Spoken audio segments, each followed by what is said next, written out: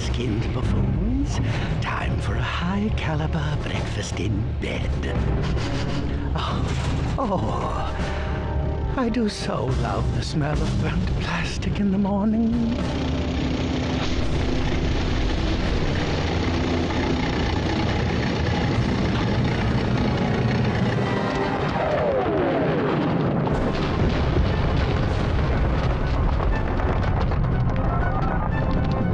What's going on? Sarge, General Plastro and his 10 army are attacking. We're being overrun. Now you meet me at the landing pad for evac. Yes, sir, I'm on my way. Bravo Company, incoming! Move out, move out!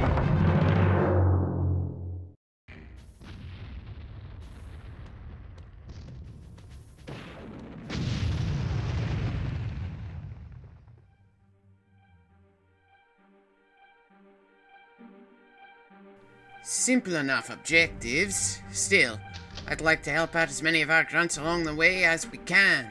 And if we happen to kill loads of enemies, well, that's certainly a plus. The base seems pretty empty. The sheer number of empty bunks can't just be because others got moving faster than the Sarge here. It more likely means that the war has been really not been going in Green's favour.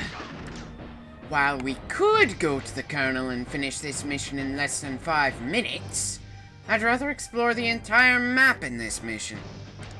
It's the only mission I can think of in this game that feels like an actual battlefield with green soldiers scattered all over. Everything else in the game is a Sarge pretty much being alone, and considering the fact that he's so much more endurant than the average grunt on either side, I've always tended to consider him a super soldier. Though if he is a super soldier, I have to wonder why he wasn't given a higher rank. Sure, being a sergeant is very respectable, but whenever we see this guy's helmet, he seems to be a buck sergeant, the lowest grade of sergeant in the army. I kinda would have expected a super soldier to be a master sergeant at the very least. Maybe I'm just basing that piece of my expectations on more modern games with super soldiers. Besides, it's not like rank really matters in games like this. What matters is kicking enemy ass and saving as many of our own troops as possible. And I'd say we're doing a pretty good job of doing that so far, all things considered. Okay, where did that shot come from? Maybe the camera angle is messing with me, but I can't see how that guy can hit us through that window. Okay, our shots clearly went through part of that wall. Considering how ridiculous a hit detection was in training, I wasn't really expecting that. Looks like a squad of greens are struggling over there. Somehow doubt we'll be able to save them. I kinda wish this game had a hell of a lot more moments like that, where you see fighting in the distance giving you a sense that you're actually part of a larger war instead of a one-man army.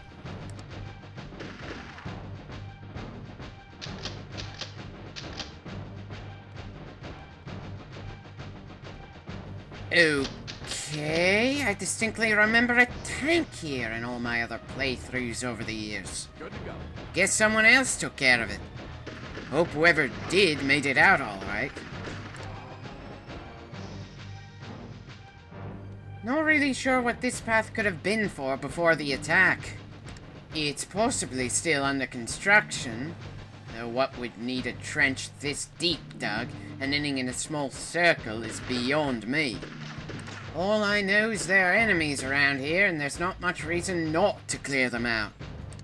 After all, if our entire military is outnumbered 50 to 1, every kill takes some of the pressure off our troops. I know it's kind of a weak excuse for us to charge into an area just because the enemy's there instead of something more important. What can I say? The mission would have felt too short if we went straight to the Colonel and got out of here. Granted, the amount of ass we're kicking will make the end of this mission feel a little ridiculous. It's a little tough to take the idea of retreating before the base is overrun seriously when you've cleared the map and still have a ridiculous amount of ammo. I guess that's part of the course when you make a character essentially a one-man army. It becomes difficult to imagine a situation where running would make sense. Ah well, ours is not to question why, so let's finish off this last group and get to Colonel Grimm.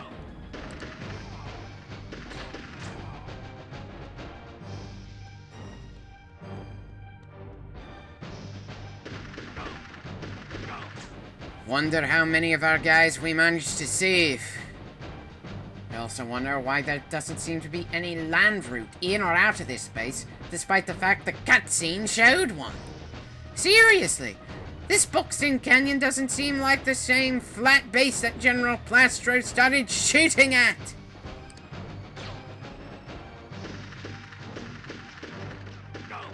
I'm surprised those two aren't machine gunners. This would have been a nice spot to cut down anyone trying to get over the bridge. This ain't the time to be laying down on the job, Colonel. Well, if they're anywhere near as tough as the Sarge here, they must have really hurt the enemy before they were captured. The only way there'd be no way out is if the enemy destroyed the chopper. And since our next objective is to get the Colonel to the helipad, I somehow doubt they've done that.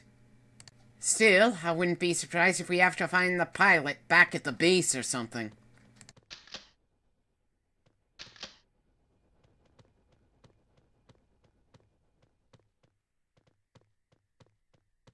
You know, it's interesting how they managed to make characters who are tan and green so noticeable, despite the fact that the terrain seems to come in various shades of tan and green. The terrain is in pretty dull colors, the sort of dull that makes it hard to pay attention to. Whereas the various soldiers seem to shine a little in the light. Probably in the dark, too. Granted, you can easily miss them if you aren't looking closely enough, especially when your eyes are expecting them somewhere else. But I kinda like the effect. As a side note, I kinda find it annoying that after a certain point the game won't let you pick it more ammo, but it will still pick up the ammo from the ground, removing the possibility of coming back for it later if you screwed up a little. Anyway, let's get to the other side of the minefield and hope there aren't any more cheaply placed tanks.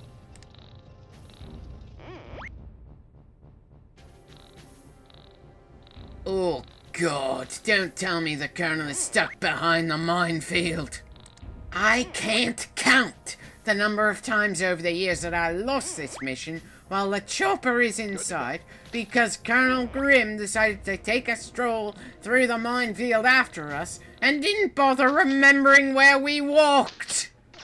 Still, at least he can survive walking over a single mine, so it isn't too cheap in the event the bastard doesn't stick as close to us as he should. Okay. Why is the helicopter's rotor spinning? Is the pilot actually inside the chopper and ready to fly at any second? Good God, the enemy is incompetent. It would be hilariously easy for them to destroy the chopper or kill the pilot or capture the pilot or... I know it's insane for me to be complaining that the enemy doesn't make it harder on us, but...